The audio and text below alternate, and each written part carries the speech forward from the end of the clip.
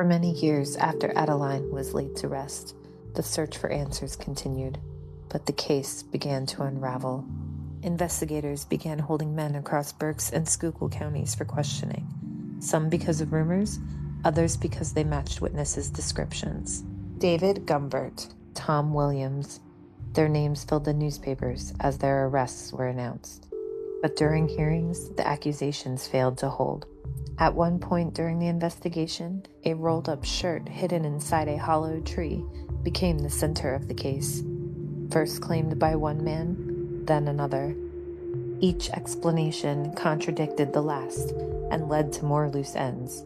With no forensic science at the time, this confusion led nowhere. Witness accounts shifted, timelines blurred, and one by one, the men were released. Another lead came from a man by the name of Peter Fisher, claiming to be a spiritualist who reported having a vision identifying the killer. That vision led directly to the arrest of Samuel Heilner, but the claim obviously couldn't be supported by physical proof, so people rightfully questioned whether it should have even been taken seriously, and even questioned whether Peter Fisher was just fishing for the $500 reward. Samuel was released after questioning.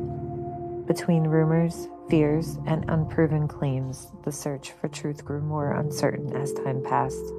Nearly 3 decades after Adeline's death, the story resurfaced, far from Pennsylvania. Newspapers reported that a former railroad brakeman named Charles Beetzel, who had once lived and worked near the area where Adeline was found, made remarks suggesting he knew more about the case than he had shared before. Authorities in Colorado said he could be taken into custody, but requested $300 to cover his arrest and transport him back east. Following the request, there is no record that the money was sent, no record that Beetzel was returned, and no trial ever came. Those closest to Adeline were not unfamiliar with tragedy and a lack of answers. According to newspapers, it was revealed that a great-aunt of Adeline's had her life taken years earlier under very similar violent circumstances.